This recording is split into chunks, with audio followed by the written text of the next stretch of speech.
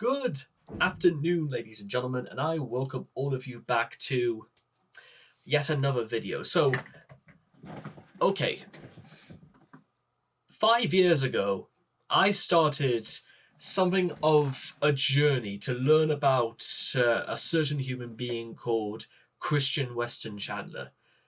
And I wish there was any way of putting this, but good lord. To keep my assumptions, or rather what my general knowledge of Chris Chan, of who he is and stuff like that, I thought, even back in the beginning, he was stingy, cringe, and rather unhinged. With that being said, however, the things I've heard about this guy called Daniel Larson, well, he might just be something else. So, let's just start with what I do know about Daniel Larson. Apparently, this is meant to be some kind of singer, perhaps, who was chasing after some girl called Grace VanderWaal, who I believe was like underage by the time that Daniel was simping after her, and well, basically being seen as, the P word is absolutely the last thing any normal human being wants. And from what I understand, Daniel has basically been homeless for the best part of three years, something like that. It might possibly be lower than that, but I'm just gonna say right now, if this is, I mean, either this guy's been on the verge of dying of exposure, because you don't lose that much skin off your nose by literally just being outside on the streets for one night. No way, because apparently this guy is meant to be like mid-20s, like almost around about my age and stuff like that. This guy looks like at least, like, I don't know, late 50s, early 60s. This guy does not look healthy, because it's... And listen, I'm just gonna say this right. I'm just gonna say this right off the off. When I'm when I go out and when I'm just outside work and I have to walk up and down Northumberland Street, I've seen plenty of people who are, well, homeless myself, and it's been a bit of an issue in the city for many years. Is that the rise in the homeless population is actually quite alarming. But I will say is that they do not look nearly as bad as Daniel. Daniel looks, well, if the things I've heard about that go on in his head or anything to go by, he probably looks about as unhealthy as he does on the inside. And outside of these things, there's some back and forth arguments he has between him and his so-called manager, and that Daniel Larson has a habit of literally staying inside restaurant bathrooms for hours, refusing to come out, and then basically police have to arrive on the premise to literally throw him out. As far as I'm concerned, those are the only things I know as fact. What I don't know, however, is how did he even get to this point? Because I reckon there's a lot more to this story than just from what I understand. So that's sort of what we're going to do today, ladies and gentlemen. I'm not necessarily... This is neither a thing to laugh or to feel bad for Daniel. I'm pretty sure by the end of this, I won't feel... I will instantly regret it if I had any sort of feelings of sympathy towards Daniel. But what I will say is that I'm, more than anything, I've come here to actually learn something. So if you guys want to check out the original video for yourselves, it is by, is it Nick Nobody? Yes, it is. So there's probably going to be a lot more of these guys I want to just check out, because there is a very definitive point about checking these guys out. And it's more than just the case of what not to do and what happens if you decide to be A, B, or C. And I've known some people like this in real life. Well, only by name, not by association or anything like that. But let's see. The Decay of Daniel Larson. Here we go. Daniel Larson is one of the most insane people online. Hello, my name is Daniel Larson. He began posting on TikTok back in 2020 and quickly became someone people were invested in watching. And that's because Daniel here posts every aspect of his life. Oh, so I was just given a pill to get rid of these scabies all over me. Can I scratch my ass and smell my hand?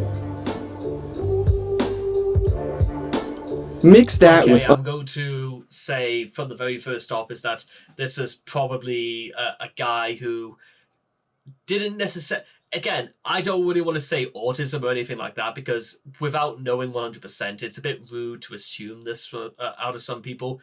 But what I've got from this is that this is someone who had TikTok without the benefit of foresight, or the benefit, or not the benefit of foresight, but the benefit of how well do you think this is going to make someone look if you post this online? That's what we should go for.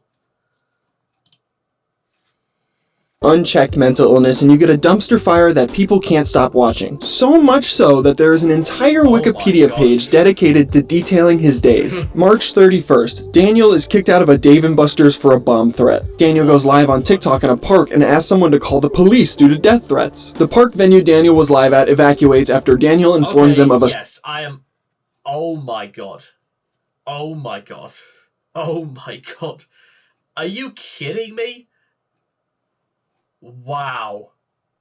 Okay, this guy is more insane than Chris. I am so... Good lord.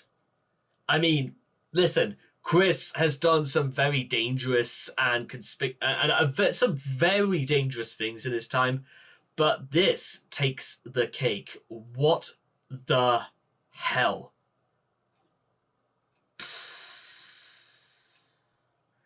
That is like... You see, if you see, Daniel should count his lucky stars. If he pulled that sort of thing off here in the UK, he would be at least 5 years in prison. I don't know if this is any different in wherever the hell he is. Like, it's either California or Colorado or something like that. But doing that once is an issue. But the fact that he is still apparently out there and he's not behind bars is actually quite troubling for me for some reason. A sniper, and this is like a normal day for this guy. Daniel has become notorious for many things, like his obsession with Grace VanderWaal. While she's 19 now, Daniel has been obsessed with trying to be with her romantically ever since he first saw her on America's Got Talent when she was only 12 years old, or his internet freakouts where he screams and yells at the camera, sometimes getting so worked up he starts punching himself in the face. And his delusions of grandeur, fully believing he's a famous celebrity and a successful music artist. Whether you know nothing about Daniel at all, or you're a seasoned Larsonist, this breakdown's gonna be good. It has highs, it has lows. What's your tag on you? It's Daniel Larson. Daniel Larson. It's one of the most insane stories on the internet. The motel! The motel just threatened to kill me! Get out of my car! Stop! The motel threatened to kill me! This is the decay of Daniel Larson.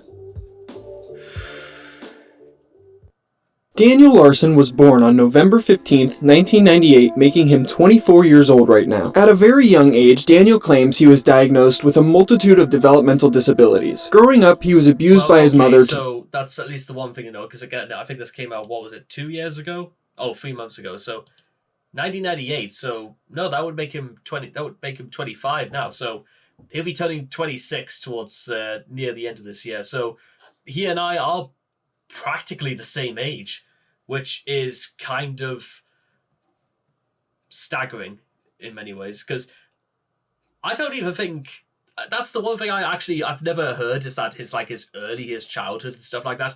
I never heard of him having anything like a troubled childhood or something like that, but again, that might be a wild presumption.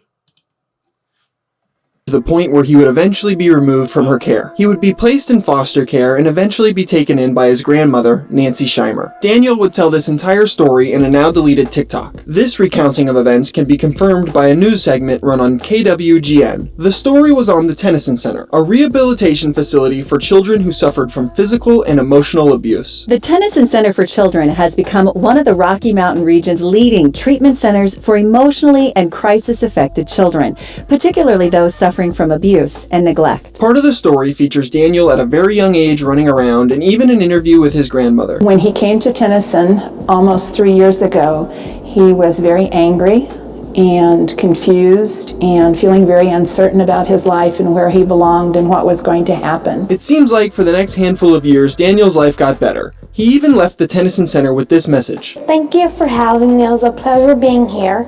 And it did a lot to help me. I made lots of friends. I learned how to do stuff I never knew how to do before. And it's much better now.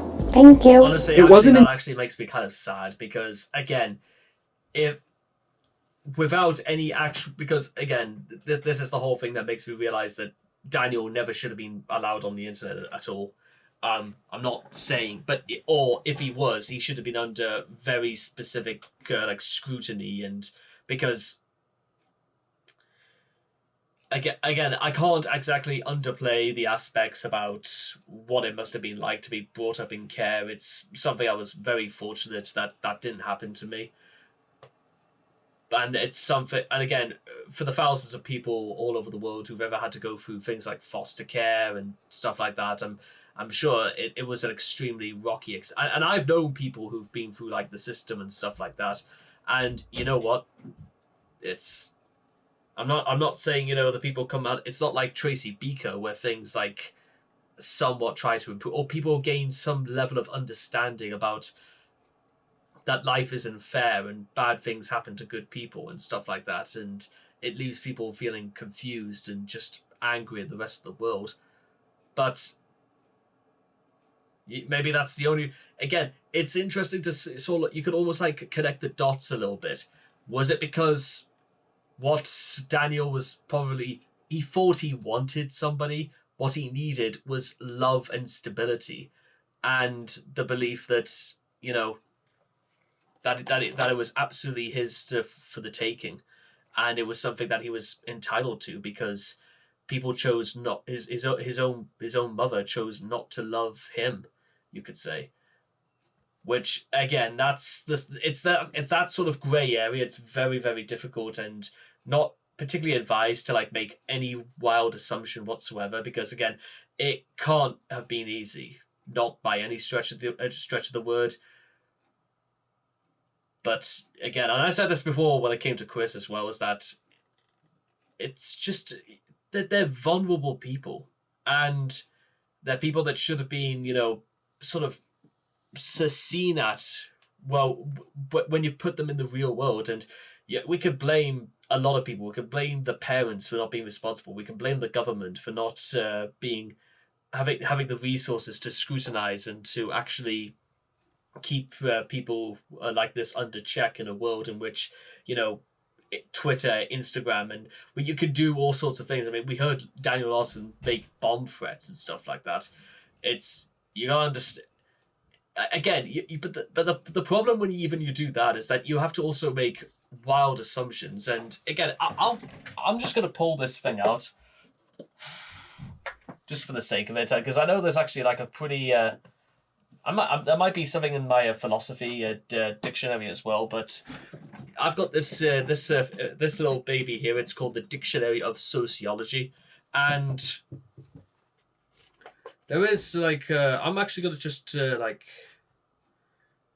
it is as well. It's the problem is that when cases like Daniel Larson come up, is that you don't really view them as cases. You have to view them as like the development and everything going through a system of what if this happened, or what if we gave him access to this. And it's basically statistical control, which, following this up, is statistical techniques for excluding the influence of specified variables in an analysis. For example, if the data from a sample survey showed a strong association between unemployment and clinical depression, one might want to control the effect of social class. Portraying the data by class, middle versus working, would establish whether or not the relationship between unemployment and depression is constant across all classes.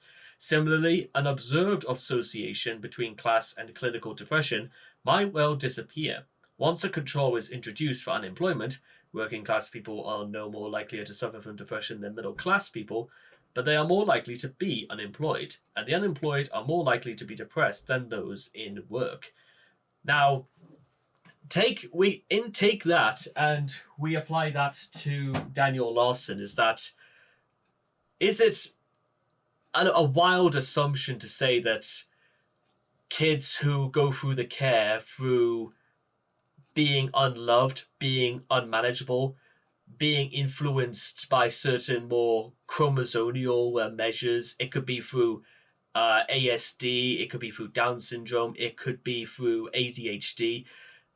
Do these sort of influences make it... and bear in mind, you have to understand, it's not just the case of a person who has ASD or Down syndrome. It's also the fact that they are children. They are vulnerable to the harsher sides of reality and are hopeless in terms of actually defending themselves through a lack of knowing and understanding of how the world works. So what we have, ladies and gentlemen, and again, I'm going over this in quite a lot of detail, but actually early years development is something that I actually have a very good grasp on, because it's just you have to also bring it back to how you were brought up and what you understand about what you know about people who were brought up through foster care and stuff like that. And like I said, I've known many people in the last 5 years who went through adoption and went through foster care, and yes, they try. You can't necessarily say, because it was through such a young age, you can't tell me that it hasn't had as strong an impact the way it does, because this is one of the first things they know, one of the first things they remember. And whatever the case may be for Daniel, it could easily be the case of, I mean, you saw him run up and hug his grandma, so obviously he understands the importance of love, and the logical sequence might not be too necessary to go over, but if you show love and affection to someone, then they will show it back to you. That's probably the mindset Daniel has going into quite a lot of things, even as an adult, and it's still one of the things that causes him to flip out in uncontrollable bursts of anger, because he doesn't understand about the difference between validation and reciprocation. So let's continue. Until his grandmother eventually passed away, where this story goes downhill again. A friend of Daniel's grandmother, Bob Proctor, would try and step up and help Daniel like his grandmother once did. Bob is someone Daniel calls his mentor, and he frequently tries to improve Daniel's life. For example, he tried to help Daniel's music career by buying him beats for him to rap over, blessing us with creations like this. I am the king, hand me my crown. I got a smile and you got a frown. This job would prove to be much too difficult, but in order to talk about all the Bob Proctor incidences, we must start from the beginning of this story. Daniel Larson uploaded his first TikTok on March 30th, 2020, and would never stop posting from that day on. Most of the things he would post in the beginning were incoherent ramblings about wanting to be a musician or an actor, and the people that would come across Daniel's posts would sarcastically lean in and encourage him. With Daniel's odd look and eccentric speech and behaviors, it did not take long to rack up quite the following on TikTok. Eventually, Daniel's ego would get so large from all the fake support he was getting that he would announce he's running for president. Hello, this is Daniel Larson. I am planning on running for president in the future.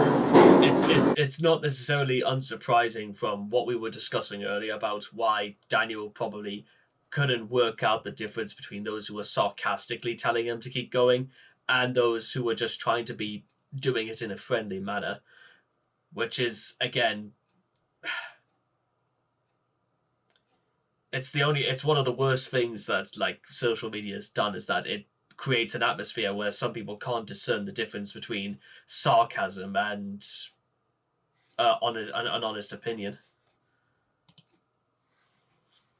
If you think that that's a good idea, please click the thumbs up. To this day, some of his fans still call him Mr. President. By this point, Daniel had gained a cult following, as people saw him as the next Christian. His lolcow status would further cement itself with the introduction of the fog. The fog is a phenomena that started happening to Daniel's videos. Something had happened to Daniel's front camera, causing it to be blurry. At certain points, you could barely even make out what was going on the screen. And Daniel, not being technically savvy, continued to post like business as usual. This spawned a community of memes surrounding the fog and a running gag until the fog disappeared altogether. At this point, Daniel's casual viewers started turning into full-on trolls. People started to realize how easy it was to trick Daniel into saying or doing crazy things. Calling Daniel gullible would be an understatement. If you made an account and named it after a record label and proceeded to offer Daniel a fake contract, odds are he would believe it. And this is how he's been tricked into doing a lot of the things we're gonna talk about. At one point, Daniel's fake managers convinced him to tell everyone that he loved CP. Hello everyone, this is Daniel Larson. I love CP. Yeah, that one's really bad. Daniel's interactions with his For God. I mean, listen, guys, let me just say this. Do you think it would have like helped Daniel in any way whatsoever if he not looked up, but wanted to know exactly what the term CP meant?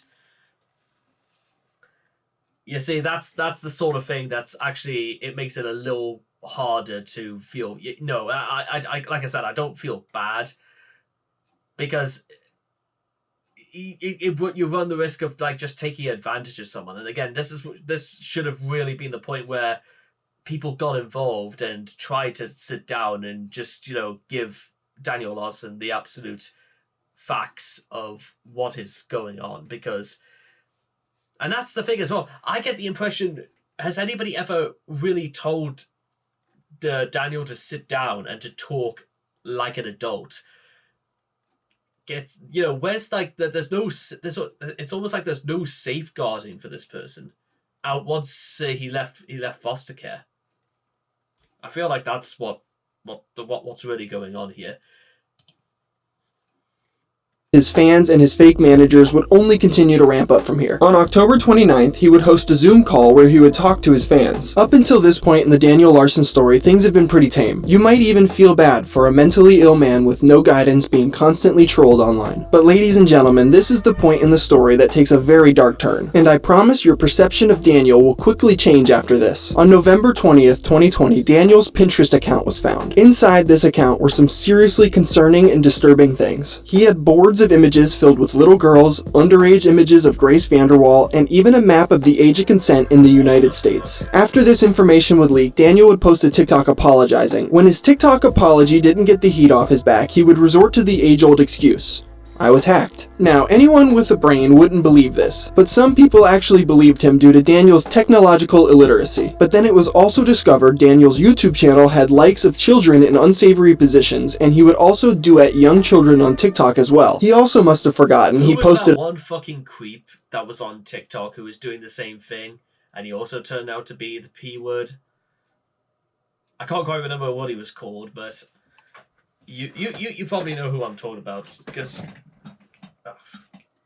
it's like, I mean, to be honest, I should have started over this video by basically saying, I understand, but that doesn't mean I have to feel bad or sorry for Daniel, because I honestly don't, and don't think that opinion's going to change.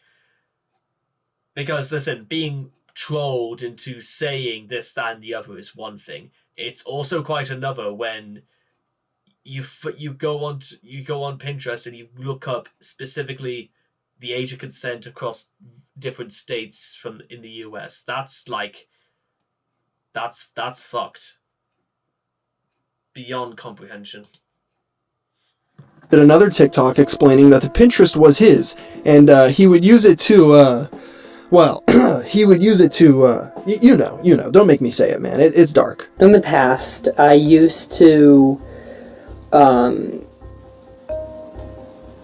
use pictures of girls and masturbate to Why them. the fuck? Months would pass in the Daniel Larson story with all of the usual things. Incoherent ramblings about being a celebrity and dodging claims that he was a child predator. Somebody was telling me of some type of social platform called Pinterest. You know what? Again, if I was okay, the only joke I was gonna make is that for Daniel Larson, for all the celebrities to like, for Daniel to sort of like model himself after, why the fuck did he have to pick Gary Glitter or Rolf Harris? You know, anybody else, probably Daniel would have had a better time, or you know, he could have. Who did nobody ever set down? I'm just moving on. I don't have the answer to that, but all I know is that Daniel, like, oh god.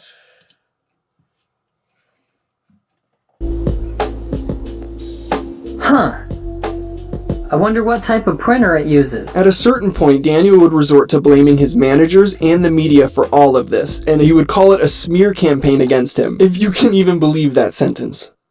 In April of 2021, Daniel would post a tribute to Blake Shelton for Black Lives Matter. In the video, he shouts out Black Lives Matter and starts doing jumping jacks in the street. This is for Blake Shelton and Black Lives Matter. Black Lives Matter. I remember this. He just.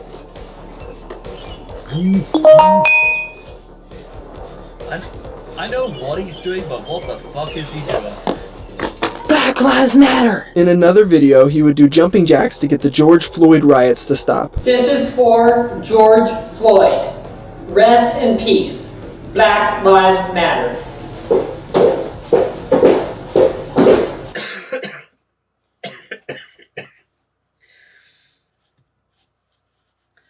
Okay, I'm gonna get out of the habit of like pausing this thing every 10 seconds because it's really kind of stupid to have to like tell you guys like the blatantly obvious about what not to do in certain things like this. So instead, I'm actually gonna pull my dictionary up and see if there's like a very if there's like any term to describe the raving lunacy. Let's do this. Let's see if raving lunacy is in my.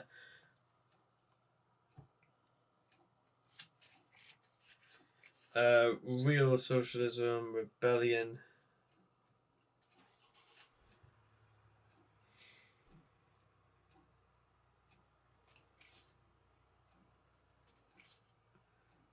Radcliffe, Alfred Reginald Brown. No, not quite.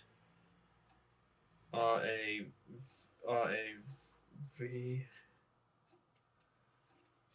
Well, okay. Well, raving lunacy. Let's just see if lunacy is it's got to lunacy has got to be in here somewhere.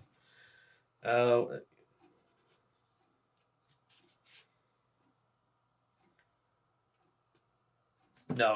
lunacy is not mentioned in my book for sociology. It might be in for politics, critical theory, or maybe even astronomy, but certainly not there. Anyway, moving on.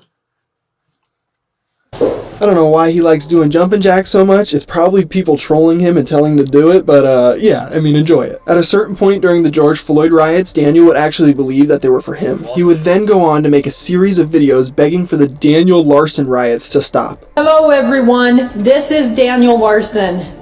Please stop. Okay, like in all seriousness, I actually have. Back when I was like subscribed to like the New Statesman back in 2020, I actually still have copies from when during the George Floyd riots, and a lot of them are actually just on my wall, including articles that I cut out, and it's just a good reminder that what happened cannot be forgotten, and I don't really want to forget what happened because of, well, just about everything that happened, and the fact that Daniel is going out of...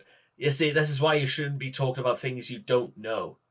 I would not start talking about things that I have no idea about. And Daniel... I don't think Daniel has a clue what he's talking about either if he thinks the riots are for him and not George Floyd. Right. burning cars and houses and buildings in Los Angeles. I am appalled at what you guys are doing, my own fans. This is 30 seconds of silence for the people who have passed away in the Daniel Larson riots. And the silence was really good. On May 1st, Daniel would make a video sympathizing with EDP 445 over the allegations that they were both involved with. Hello. That's it. I'm done with this guy already. Okay. Oh God, my.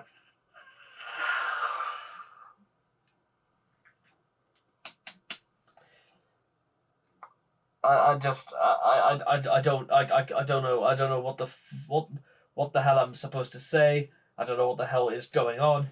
I don't even know. I don't even think Daniel has a fucking clue what he's talking about. I need to put this chair up a bit. There we go. This guy, like, I don't think he has a fucking clue what he's talking about, and I don't think he ever will. This guy is fucking crazy. Oh, this is Daniel Larson. I just wanted to shout out the YouTuber EDP445. I am sorry for the allegations against you. I am sorry. We are in this together.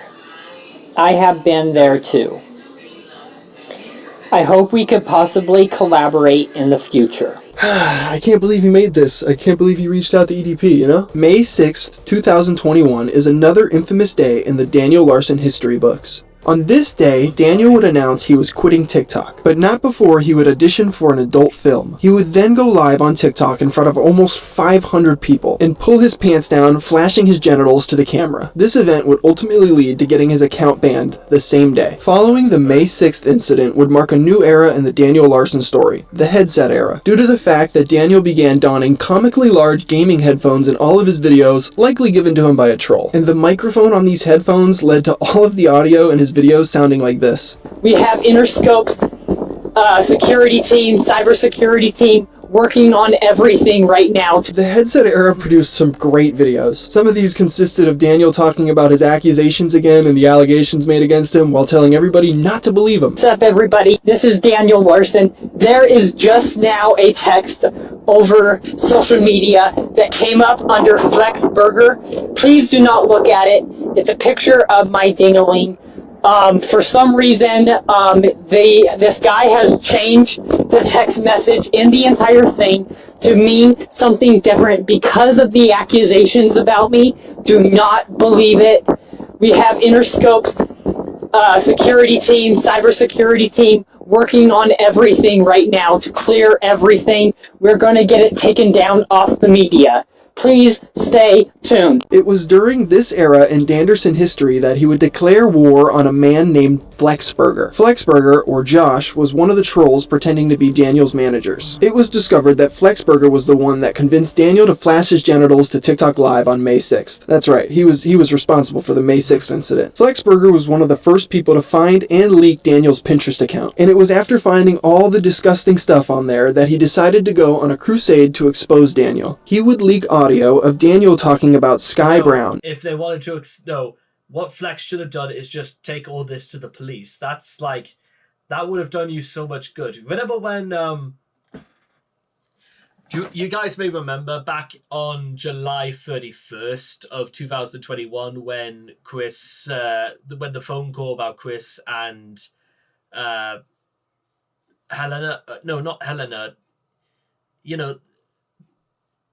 about Chris having sex with his mother, when that was leaked, and people didn't use it as a crusade. They just straight up called Greene County Police Department and they got Chris. I remember when that happened, by the way. It was literally, I was 2 hours from finishing work. I was like, had to clean the building and stuff like that. And then I get a pop up on Reddit saying that Chris did what, and a leaked audio has been received saying that blah, blah, blah, blah, blah. And comments down below say that people got in touch with the Sheriff's Department of Greene County, and, well, the rest is history. So, yeah, you just sort of want to, you get Daniel off the streets and don't let him back on the internet. This guy does not deserve the clout. You just get rid of it. At the time, a 12-year-old professional skateboarder in very disturbing ways. Hello, this is Daniel Larson. I just wanted to say sorry to Sky Brown for the recent allegations.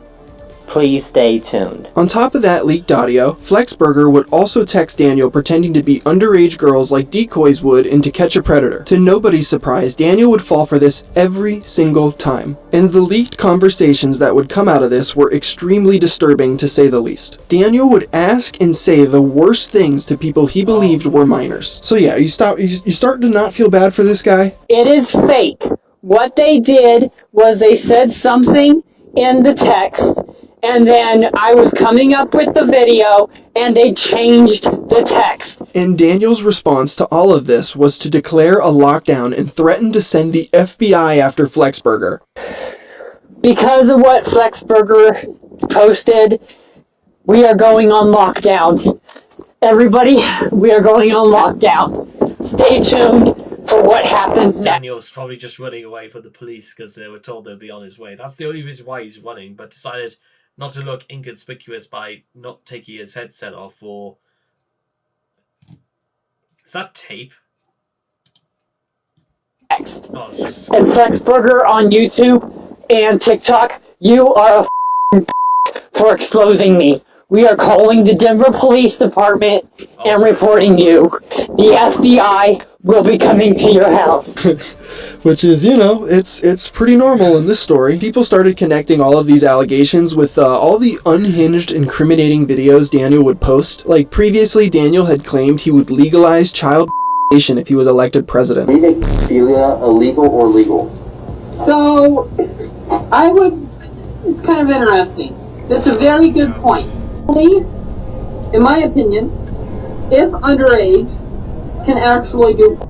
He also repented for whacking it to children and Grace VanderWaal. And if all of that wasn't crazy enough, he apologized for having 500 megabytes of CP. I am sorry for having 500 megabytes of child.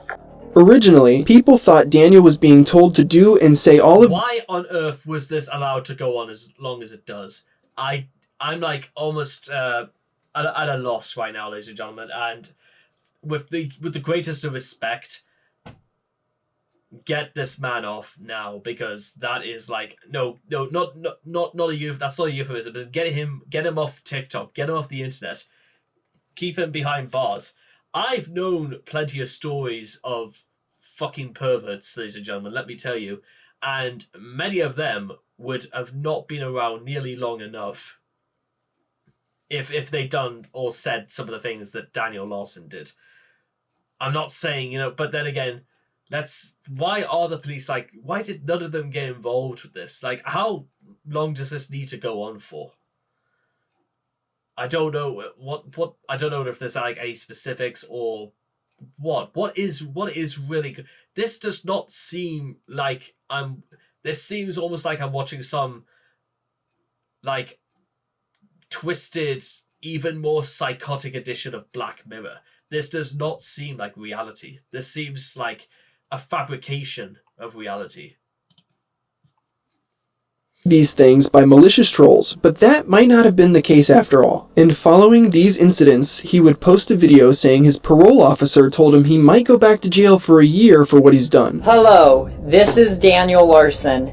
I just got in trouble with my probation officer for not following the probation rules.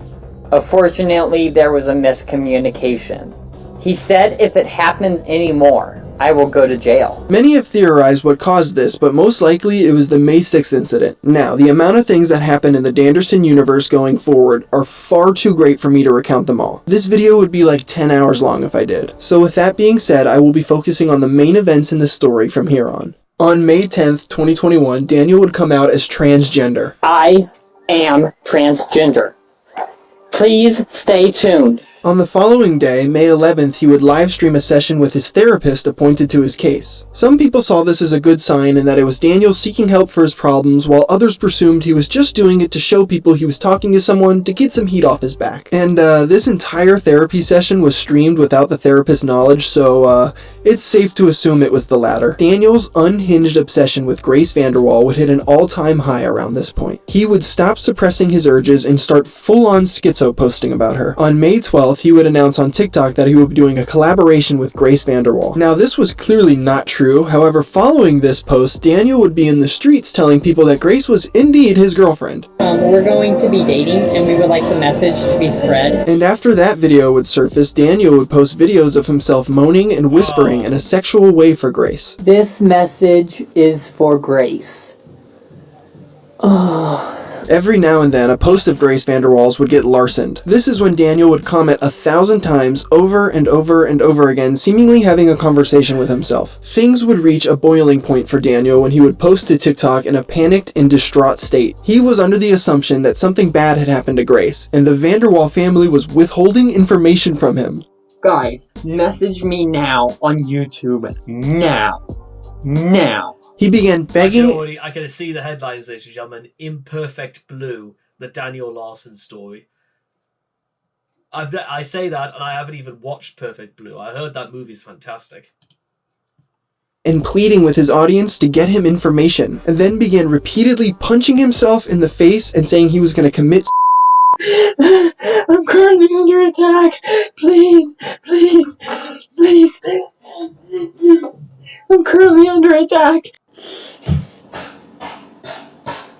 If you don't let me on the team now, I'm gonna have to stop. I don't know. A little over a week later, Daniel would post a video on YouTube mourning the passing of David and Grace VanderWaal, even though they were very much alive. In this video, Daniel would say a lot of things, but the big things were him confessing and apologizing to sexting minors. I admit to sexting minors. He would also apologize for sending wiener pictures to Grace as well. And sexting Grace and sending Grace a dick pic. I'm sorry for putting Grace through so much stress that she takes her own life and has a heart attack. Her last words to me was, Shut the fuck up, Daniel, I look up to you. The culmination of all of Daniel's delusions and freakouts would have Grace VanderWaal's mom send him this message. Stop saying my daughter's name. Stop saying you are in a relationship with her. You are scaring her and our family. Everything you have said and done has been in your own mind. You need to access some mental health support and stop harassing my daughter. I have contacted the authorities and will continue to press the issue if you don't stop making disturbing videos. Your followers have harassed my daughter. God, she did that. Finally, someone with some actual common sense has done the right thing. Jesus, it only took this long, and look how much of the video has still got left to go, and we are like nearly 45 minutes in just to recording this. That's... oh, God. Long enough. Stop. Now, how do you think Daniel responded to this? I understand. I'm ending my life tonight. Daniel wouldn't actually do this and would spend the next few days apologizing to the VanderWaal family. He would also continue to address the allegations, fluctuating between apologizing and acting like he had no idea what they were. The Grace VanderWaal schizo posting would die off eventually and only really returns when a troll makes a fake account. Schizophrenia. Yeah, you know what? Maybe that's what this is all about. Maybe this is somebody who is suffering distraught. And listen, again, ladies and gentlemen, I've known people who suffer from schizophrenia. And it's actually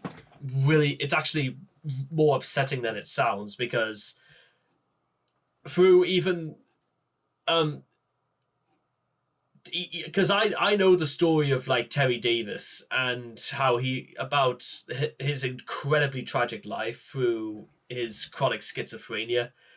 And I'm not gonna lie, ladies and gentlemen, I think some way Daniel was almost like exhibiting pretty much all of the boxes, because again, let me just communication, politics, philosophy, sociology. I want to see if like it probably isn't, and I wish actually there was like something I could use, like a a copy for like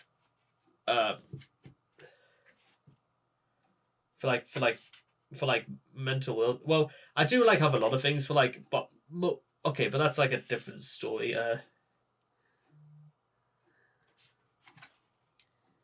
Scottish Enlightenment. Oh well, you know, yeah, there's a first time for everything. Okay, schizophrenia. A psychosis more broadly defined in the United States than Britain, typically categorized by delusions or hallucinations, usually developing in late adolescence, and regarded as paradigmatic of madness.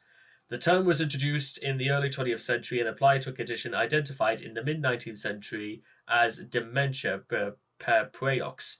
Evidence indicates genetic predisposition, but also the theological importance of environment by Ronald Lang, however, highlighted the family process generating behavior diagnosed as schizophrenic. So, hallucinations, paradigmatic of madness. And that is it, ladies and gentlemen. This is a paradigmatic of madness. Account posing as her and starts interacting with him. A few weeks would pass after Daniel's livestream meltdown, and on July 15th he would release his first produced song, Roaring Thunder. It's been a long time, never thought this would be. It's been a long time means that it's been a while since I was performing, basically. A masterpiece. And somehow, just a month later, in August, he would be recorded performing this song live. Now, this is definitely an open mic, and the place looks pretty empty. But it's still pretty insane to see Daniel here on stage performing his song live.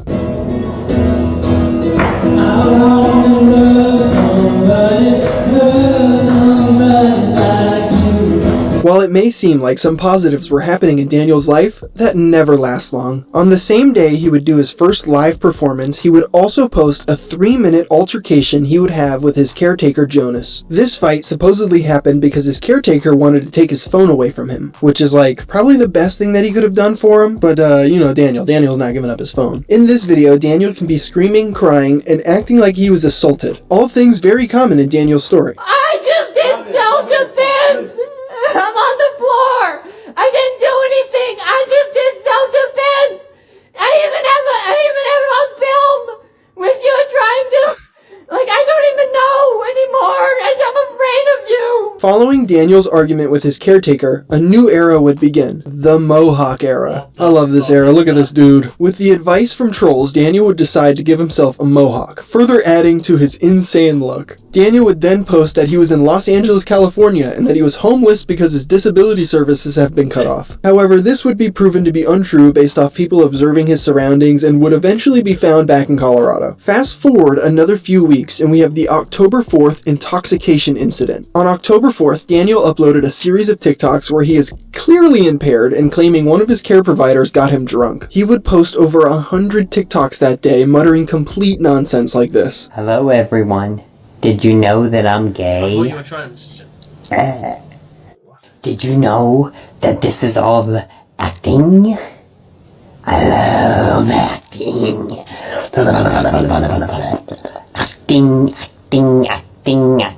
Acting. Please don't feel uncomfortable, everyone. I am totally fine. Yeah, you know what? Okay, I'm going to okay. You remember my comments before about schizophrenia? I'm going to take them back, and I'm going to go all in, ladies and gentlemen, because I don't think it's just schizophrenia. I think it is sociopathy, madness, ASD, every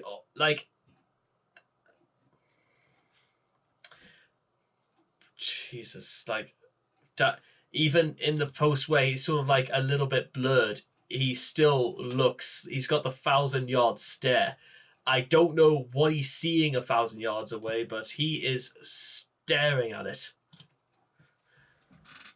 not want to be around him when he's like this. He's a danger when he's sober. When he's like this, my God, I could only imagine. 1 week later, on October 11th, he would announce he contacted Grace VanderWaal through her website, and they were going to be dating. This message is to Grace VanderWaal and to the fans. We are officially dating. Daniel's paranoia and delusions were at an all-time high during this time, ultimately landing him in a mental hospital in Colorado Springs. There wasn't much documented during this time, but the things that were are no surprise in the Danderson universe. He would make multiple posts declaring his hatred for the police. Hate the police, and the police are pigs. Wishing Jojo Siwa died in the Holocaust. Jojo Siwa should have died in the Holocaust. And have another meltdown on TikTok Live, breaking up with Grace VanderWaal. The final big moment in 2021 would be the mac and cheese incident. On November 18th, Daniel would post a video claiming one of his care providers had done something to his mac and cheese. This tastes like cow piss. Literal cow piss. I want to know who the put jalapenos in this. Are there jalapenos? Holy my mouth is on fire. It's got something in it that's like sour as well. And if you look, it's got like little things in it. I don't know what it is. He would go on to look through everything in the fridge trying to get to the bottom of this. Like, I'm going to be straight up serious. Why does the mac and cheese taste a lot like ranch, but with like a tangy taste? Like, that doesn't make any sense. Alright, now at this point we've made it to 2022. Are you guys still with me? There's still 2 more years of lunacy to talk about, so buckle up. Daniel would have a few different housing situations in 2022. Sometime in the beginning of the year, Daniel would manage to somehow be given his own apartment to live in, and he was going to have a handler come in and check on him 3 times a week. I don't know how he managed to pull this off or who set this up for him, but they clearly failed to realize what an incredible danger Daniel is to himself and others around him. Like, imagine this guy was your neighbor all of a sudden. Oh, dude. No way. It would only take a handful of weeks for videos to come out showing Daniel had punched dozens of holes in his walls, broke his TV, and a large window. Daniel said he did all this because he was threatened, and this is the results when people try and tell him what to do. A user on Reddit named Lootbox Production would post this comment. Lootbox Productions was another manager of Daniel's who supposedly tried to offer legitimate help to Daniel. At one point, he would make this post. To make a long story short, they claimed they did not like the idea of people managing Daniel, and that they had no access to the Cash App accounts used to donate goods and money to him as well. This post would receive a mostly positive response from the Danderson community. You see, at this point, people legitimately wanted to see Daniel succeed regardless of all the pedophile allegations. It's really weird. Regardless of all of this, Daniel would end up losing his housing deal, leading to him being homeless. While Daniel was homeless, he would be arrested for dine and dash at the Hard Rock Casino. This is just one of many dine and dash incidences. Most places can see that Daniel's kind of not all there, and they just kind of trespass him and they just comp the bill, but the Hard Rock wasn't playing. This was nothing serious though. He would be released, and this is an ongoing case still. Even though Daniel was homeless, he managed to stay active. On May 15th, he attended and completed the Denver Colfax Marathon. There's even footage of him crossing the finish line. Now, he finished second last due to him barely jogging and being on TikTok Live the entire time, but you know, he did it. Doing all this in like really old, dirty shoes and stuff probably led him to getting the trench foot he would talk about. Yeah, that's right. He says he has trench foot. You know, the stuff that like soldiers in World War would get when they wore like soggy boots for hours at a time. Yeah, apparently Daniel's got that, which is just, you know, do with what you please. I'll show you some pictures of his feet later. A few days after the marathon is another infamous moment in Larson history, the porch charging incident. Daniel would post a video of an altercation he was in with an unknown man. It is discovered through the video that Daniel is on his private property and is charging his phone in one of his outlets on the porch. Which, I mean, hey man, Daniel's got to charge his phone somehow, so you might catch him on your porch one day, just know that. When the homeowner told him to leave, Daniel flat out ignored him. This man would end up calling 911 and became extremely agitated with Daniel, which is totally understandable. You gonna wait? Is that what you're waiting for? I don't know what you're gonna do. I don't know if you're gonna... I'm asking you a question! You better get the off of here! Get the out of here before I move you out of here! If you take one step closer... Get the off my property! Daniel would leave before the cop showed up, but he would make sure to call the homeowner the N-word before he left. Yeah, that's right. Daniel's racial slur use isn't something I have touched on yet, but you see, on top of liking children, Daniel here also likes to use the N-word a lot. A lot of the insane things Daniel says comes at the behest of trolls, but the racial slurs seem to be on his own volition. There's like a 5-minute compilation of Daniel using the N-word on Reddit. Just another redeeming quality from our president here. Due to Daniel's disabilities and homelessness, he would be assigned a caseworker by the state of Colorado. This caseworker was named Andrew, and he became the scapegoat for all of Daniel's issues when he was homeless. Andrew was often blamed by Daniel for stealing his money, destroying his career, as well as making his life difficult. On a live stream during the final week of June, Daniel would have a full-on meltdown over Andrew. He would record himself running into the woods, striking himself repeatedly, say he was going to find and kill Andrew, and then call him the N-word. I want Andrew held fully responsible for this entire mess. I want all of my money back.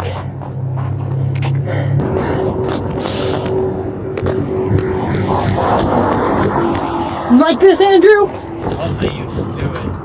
This is what Bob and I do every single time you don't listen to us. During the time Daniel was raging over Andrew, he would speak at a Roe v. Wade protest. For some reason, they had the great idea of having an open mic, and you know what happens when Daniel sees an open mic. I never used to be able to come out in crowds like this and be able to talk like this and be myself.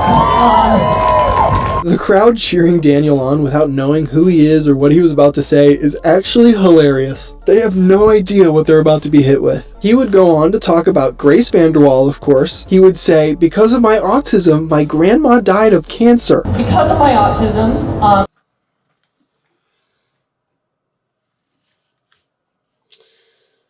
Okay, that's it. Are you kidding me?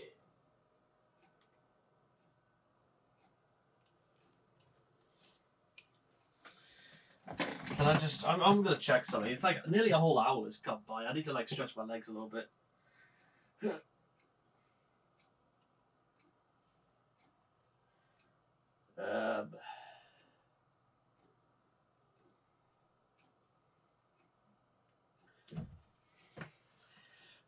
I'm actually a little bit... I honestly, right now, ladies and gentlemen, I don't really know what to do. And I think I might just stand up for the next couple of minutes, because I need to, like, have a fucking good think about, like...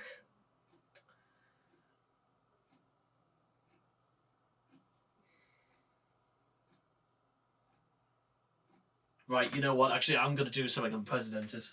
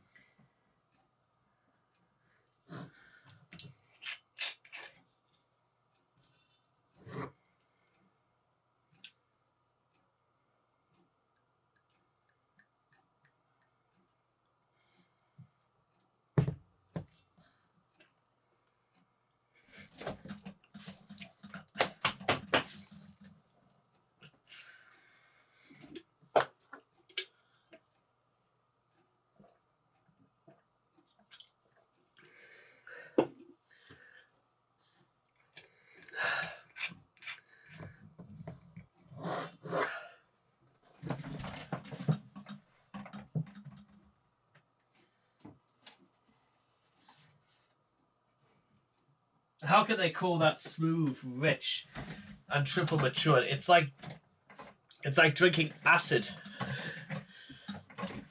I only did that because I need a frigging... Oh, I needed to like almost like snap myself back into reality, because I feel like I'm almost becoming delirious with, or even worse, desensitized to this. I shouldn't. That's kind of why I did it. So...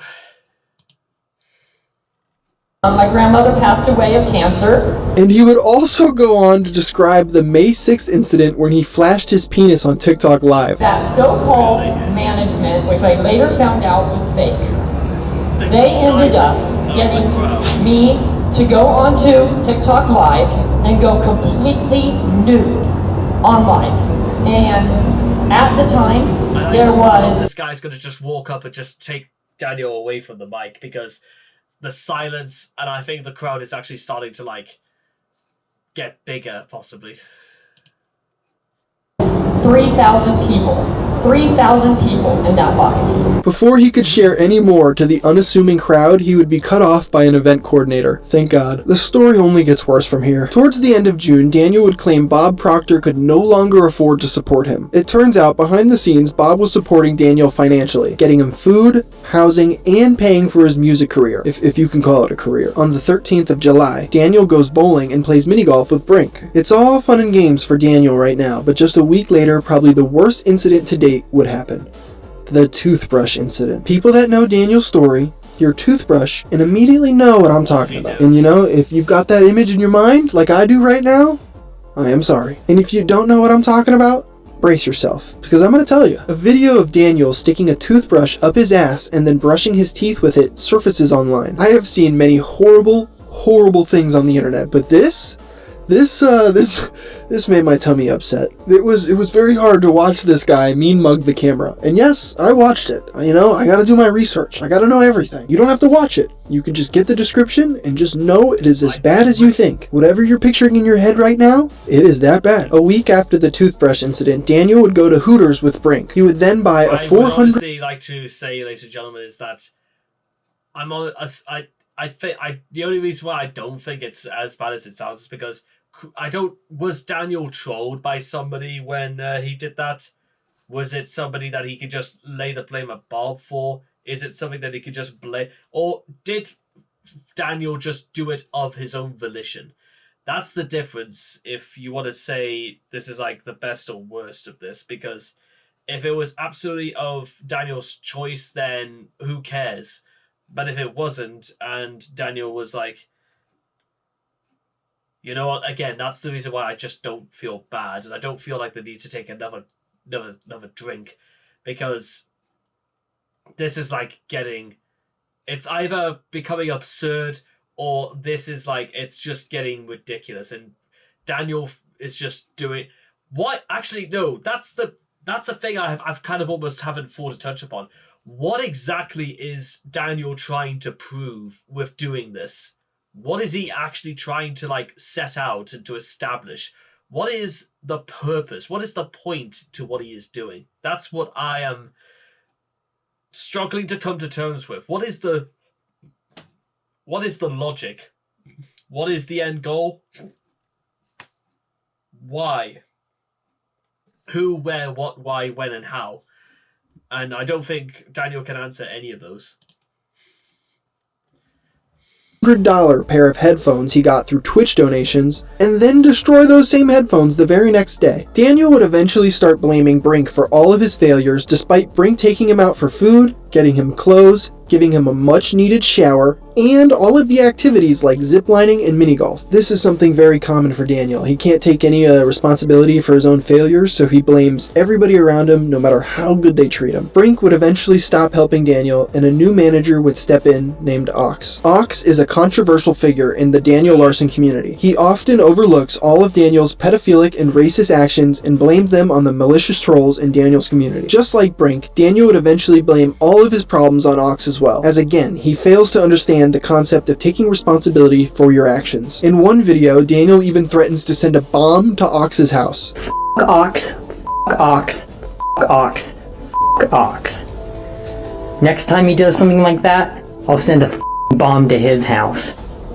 I'll make sure he's dead. Something he'll get very used to doing. Ox, like all managers, would stop managing Daniel at a certain point, and despite being controversial in the community, there was one thing that he said that I found to be very true. Dan and his trolls are like yin and yang, and it has taken me forever to see, but Dan and his delusions will always gravitate towards these trolls because his delusions are all he wants in the world, okay? And the trolls are always going to meet him halfway because they're going to pretend to be everything that he wants, and they're going to get what they want out of him. 2022 ends for Daniel Larson in its usual chaotic state. In the first week of December, Daniel live streams himself in a casino gambling all of his money away and having to get picked up by Bob Proctor. How or why Daniel thought gambling his money would be a good idea at all is honestly beyond me. But we already know by this point, Daniel doesn't have a normal brain. He doesn't think like a normal person. He's just, Yeah. Just a few days after the casino, the December 10th incident occurs. Daniel, on a live stream, has a meltdown in Bob Proctor's car. During this meltdown, Daniel would repeatedly scream that the motel tried to kill him, and then he would begin to strike Bob over and over, eventually turning his fist on himself. Car! Get out of my car, Daniel! No! Get the hell out of my car! God damn! Get out of my car! No, you don't understand! You don't stop! It's not my fault! It's not my fault! It's not my fault! The motel! So, The motel that's Daniel. It's not your fault. Nothing's ever your fault, Daniel. I'm sorry. You know what? Any goodwill I might have had for you when I was like getting all the way back to the beginning and stuff like that, all of that is like gone. Where was the actual point in which I brought this up? It was like right here. Daniel, I'm sorry, but no, those days are long over. It's not. That's not the right way, Daniel. It's got to be somebody's responsibility. As long as you. And again, do you want to say this is something that comes all the way back to Daniel Larson's lack of cognitive dissonance, that he is completely incapable of understanding that the universe does not revolve around him? Or is Daniel aware of this and he just decides he wants to be selfish for the rest of his life? Because this is like, maybe that's why he likes CP so much. Because maybe it's a power fantasy for him. Maybe he wants to be seen as someone dominating, and that's all that could possibly matter to him, is that he has power, he has authority and control. And therefore, nothing could ever be his fault.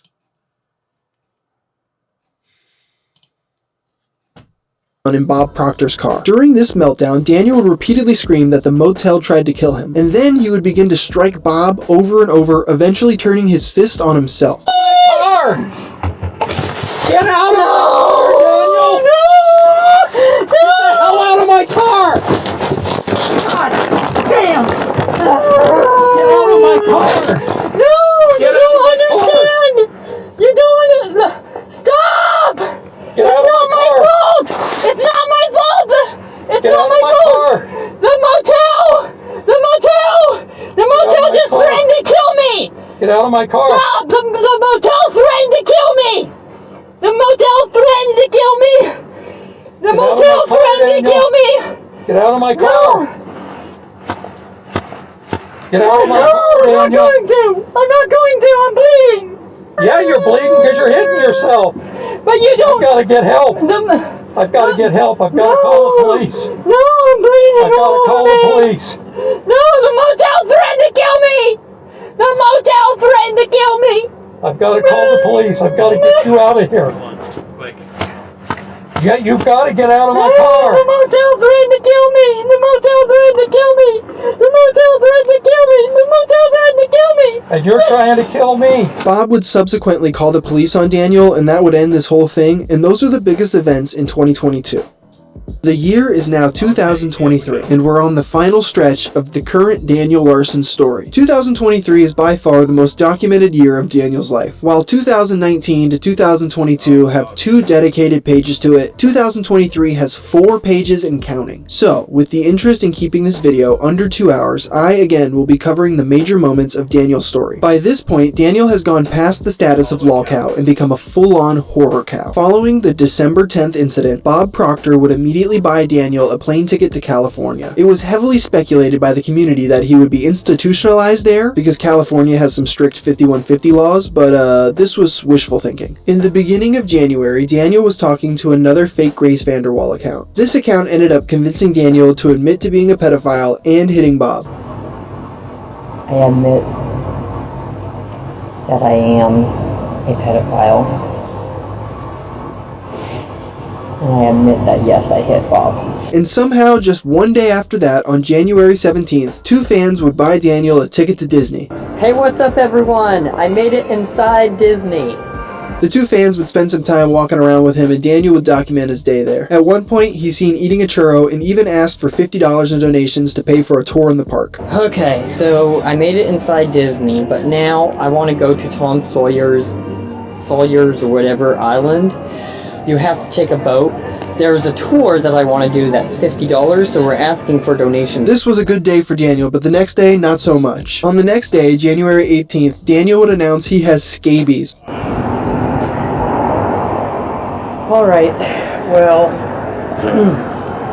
I'm on my way to the hospital because I woke up this morning with my body itching like hell. Scabies is a disease where mites burrow deep into your skin, causing intense itching. These are typically contracted when someone has very poor hygiene, and Daniel here is the poster child for that. When he arrived in Los Angeles, he had no luggage or belongings, and he stayed in the same clothes for over 120 days. When you pair that with no showers and sleeping in porta potties and public restrooms, this was kind of bound to happen. One point in Daniel's life, he wore the same shirt for 4.5 months. This was the green t-shirt. Look at the bottom, it's all brown and stained from just like jizz and snot and just all the fluids Daniel would wipe into it. Scabies are also easily transferable with skin-to-skin contact, so just imagine all the people Daniel brushed shoulders with at Disney the day before. Daniel was just walking around handing out scabies to people, leaving deposits on rides, just...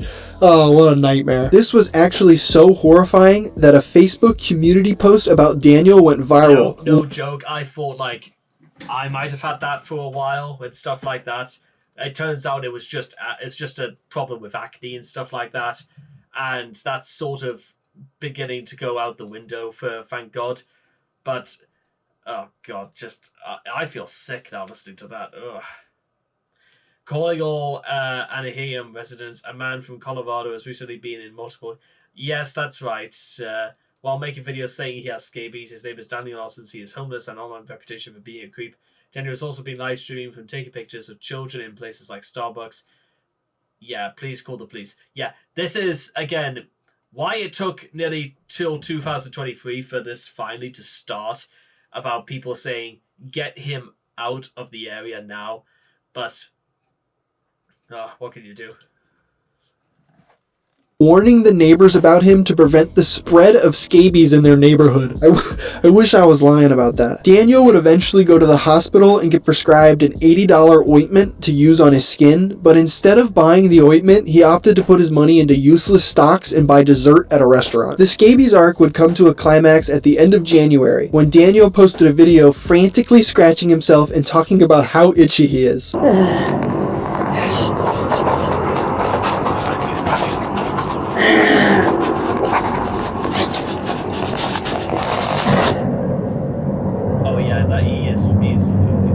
He would go back to the hospital where he would receive a shot of antibiotics this time and a washcloth bath from a nurse. That poor nurse, the horrors they probably had to see. He would even post a TikTok kissing his scabies goodbye. Oh, so I was just given a pill to get rid of these scabies all over me. It was nice knowing you, friends. Fucking hell. Now you are all dead. Yeah, this guy is something else. In February, Daniel decides he's going to Las Vegas to hopefully become rich and famous. When he made it to Vegas, it wouldn't take long for something bad to happen. On February 15th is another big moment in Daniel's story. This is the casino bathroom incident. At about 2 a.m. on the 15th, Daniel was found in a casino bathroom by 2 security guards. The 2 guards began aggressively trying to get Daniel off the toilet in order to remove him from the property. Daniel's response to this was to scream and shout at them, saying he wasn't doing anything wrong and not to touch him. No, you not. Yo, get the off the toilet. No, you won't. You gotta die. No, you won't. You aren't gonna do shit. Whoa.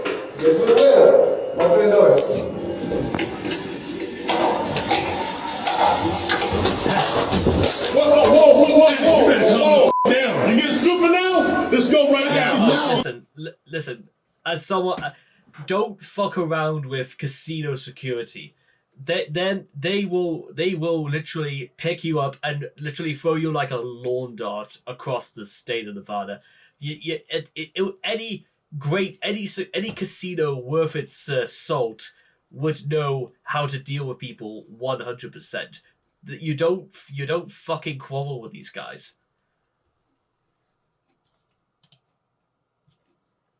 Walk. Get the fuck out. Walk. Let's go. Don't yell at me. I said don't yell at me. I said don't yell at me. I didn't do anything. I don't think so. Don't grab me like that. Don't grab me like that. Don't grab me like that. After leaving the property, he films himself crying, punching himself in the head more, and destroying property, saying he's gonna kill himself. I didn't do anything. I didn't do anything. I didn't do anything. Don't grab me like that. Myself over them.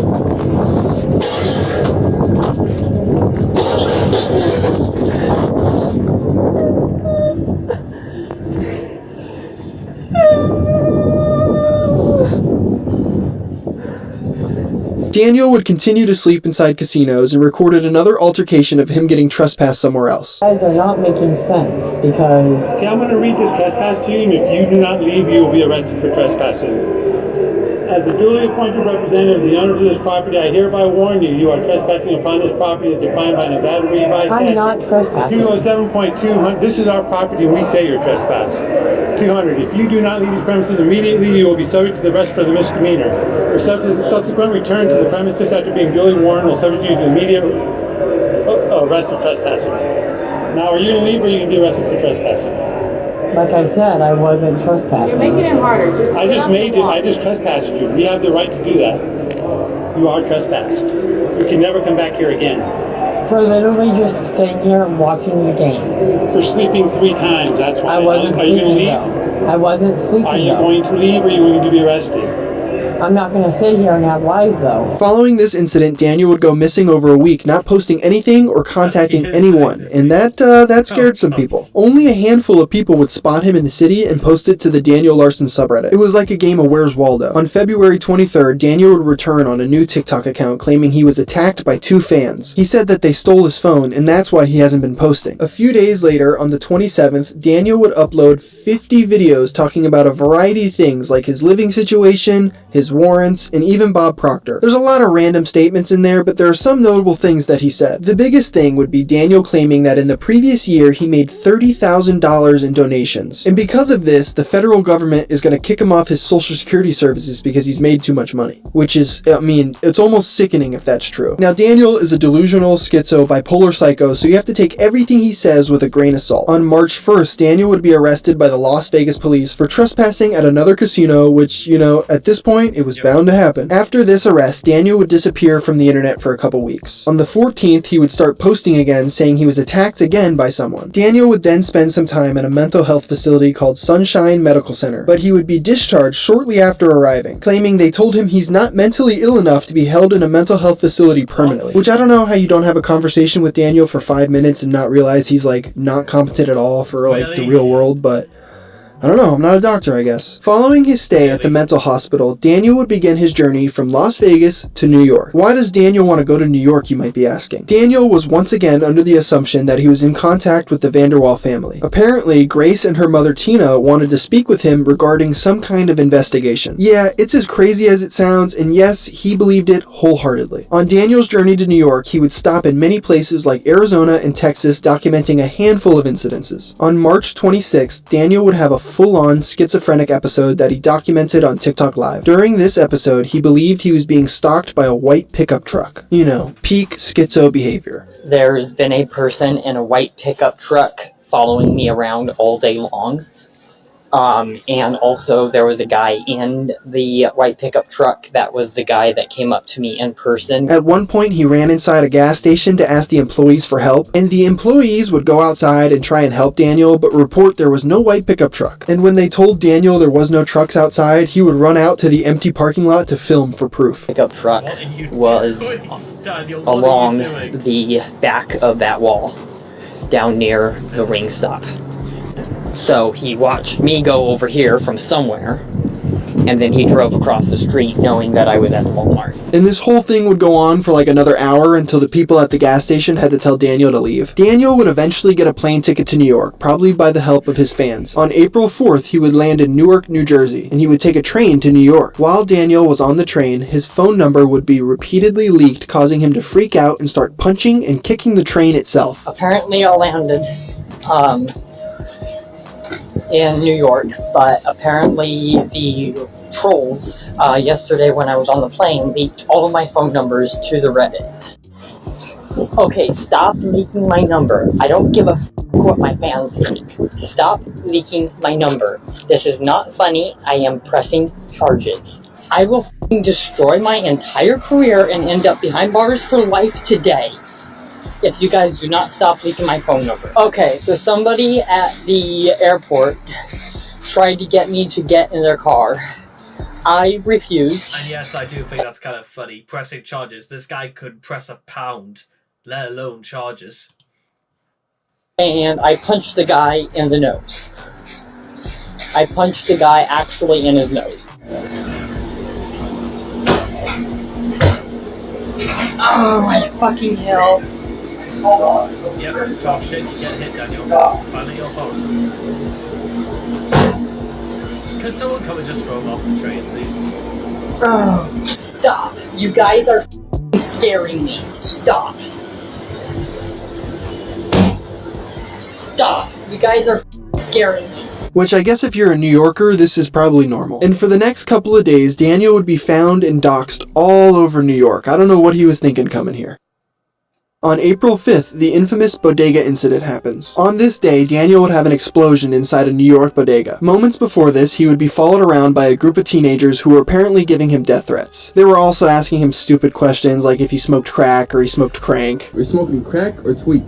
No, I'm not. The whole time this is happening, Daniel's in a Discord call with trolls, and when the store owner finally asked Daniel to leave the store, that's when the people in his Discord encouraged Daniel to attack and even spit on the employee. Daniel, defend yourself.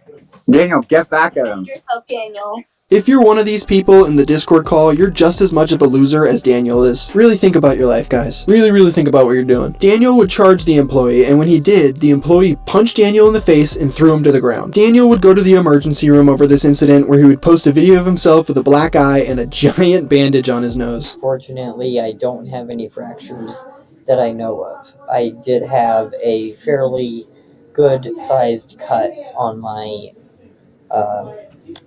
nose. The other notable incident that happened in April 2023 was the discovery of Daniel's Quora account. This account was filled with ridiculous questions like, why do black people stalk me? And why do I feel little worms when I ejaculate?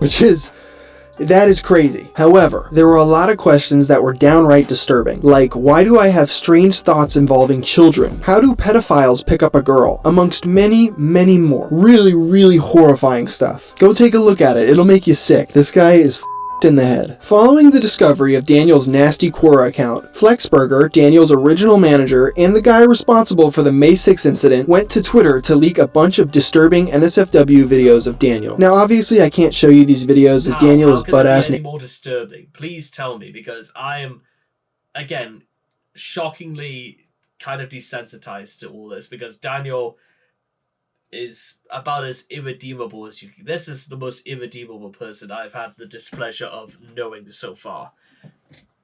And the list is kind of long, all things considered, but this is like really takes the cake.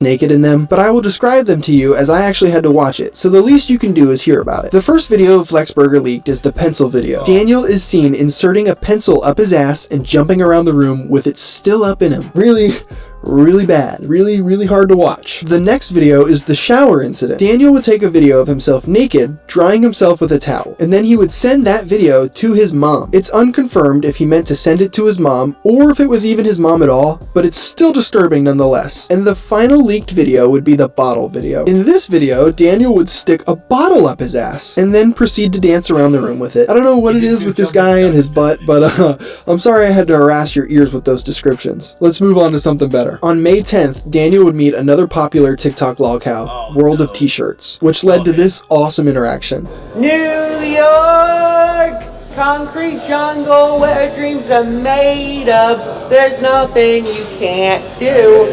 Now you're in New York. These two would sit down and talk about a range of topics before shaking hands and parting ways. Kind of a wholesome interaction in the Daniel Larson story.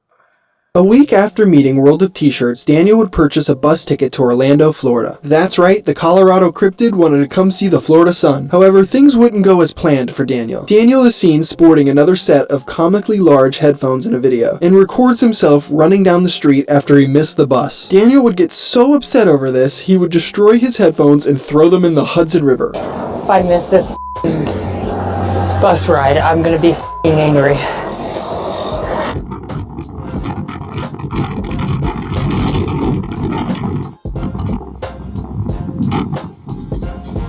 This guy loves buying and destroying headphones. Let me tell you what. Daniel would spend a little over a month in New York and eventually fly back to Colorado on May 20th. It would not take long for another big incident to happen in Daniel Larson's story. Just 5 days after being back in Colorado, Daniel would find himself inside a Haagen-Dazs ice cream shop. Trolls would find and approach Daniel, asking about the last time he took a shower and telling him that he smells like poop. Police are on their way. I'm going to need to ask you to Daniel, John Summit told me to ask you if you've showered any time recently. Okay, I'm going to need to ask you guys to leave. You still smell like poop. Which is just...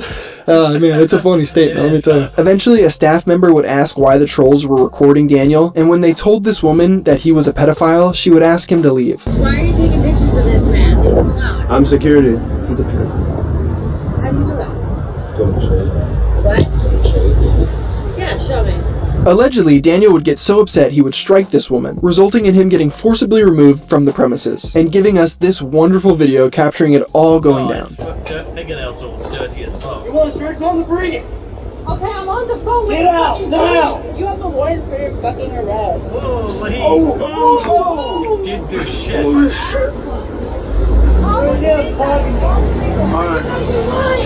It's a good fucking job, you know. He didn't try to like, but if he tried to throw a haymaker at me in that, I would fold this guy like paper, dude. I know probably outside of scabies, this guy's probably got like his bones have got to be like twigs, because probably he probably hasn't any milk, so like calcium deficiency means his bones are like.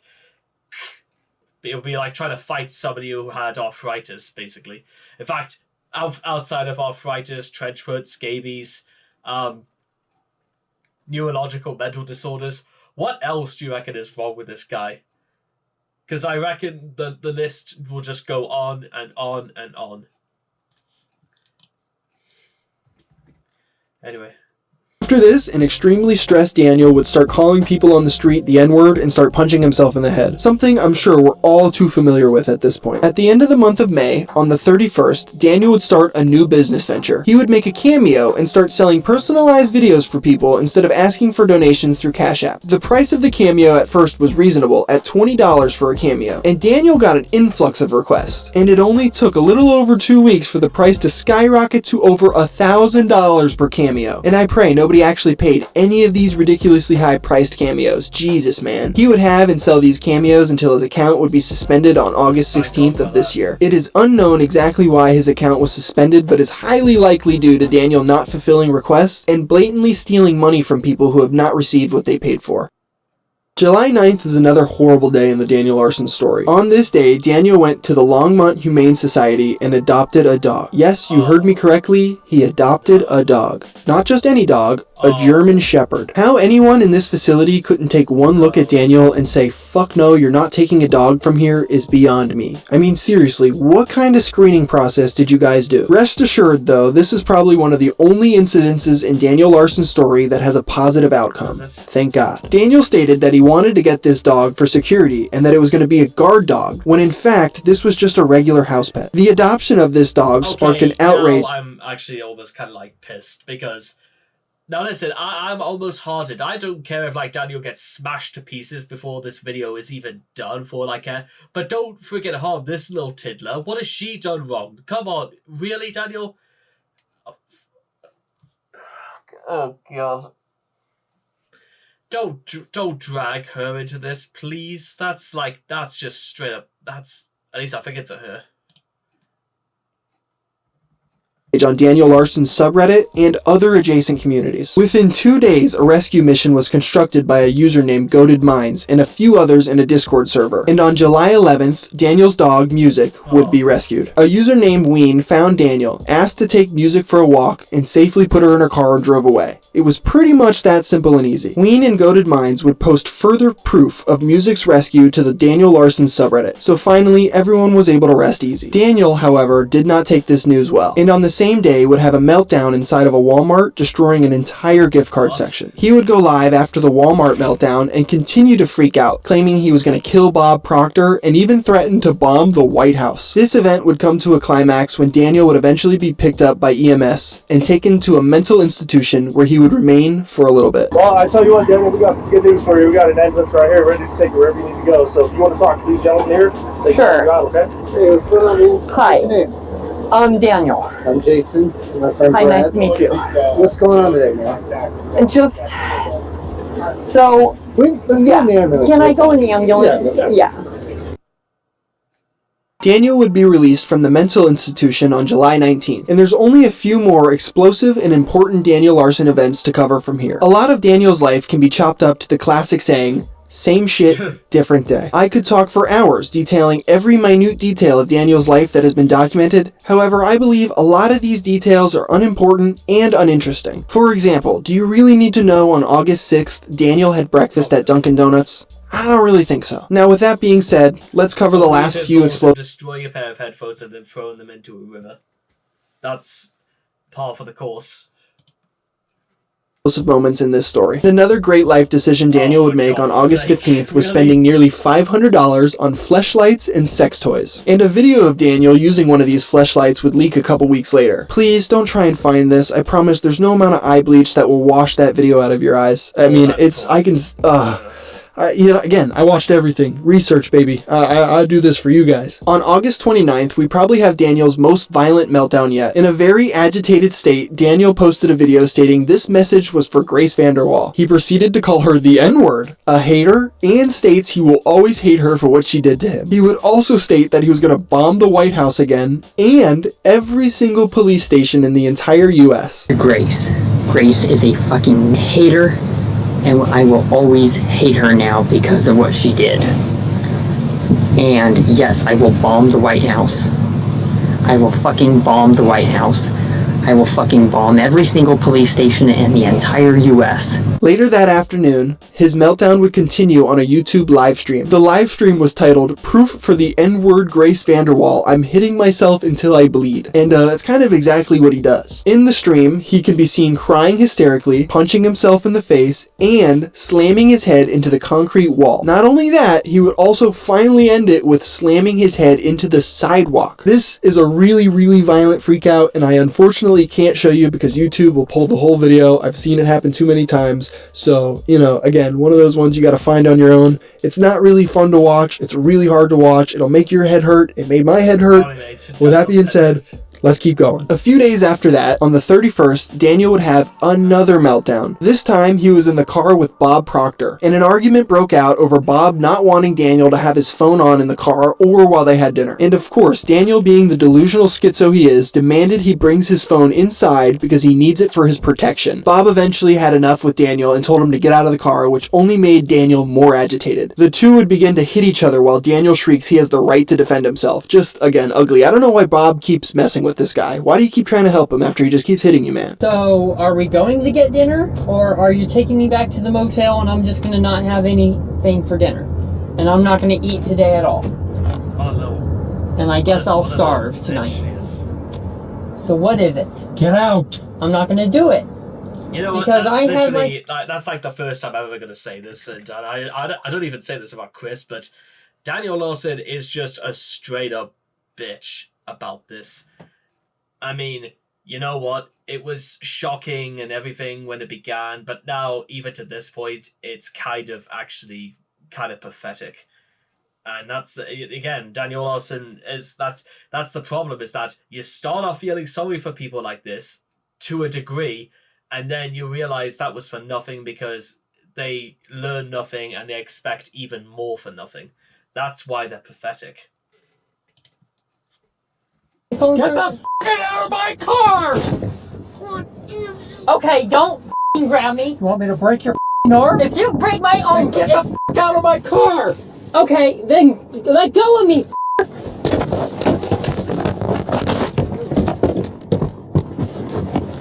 You're hitting me!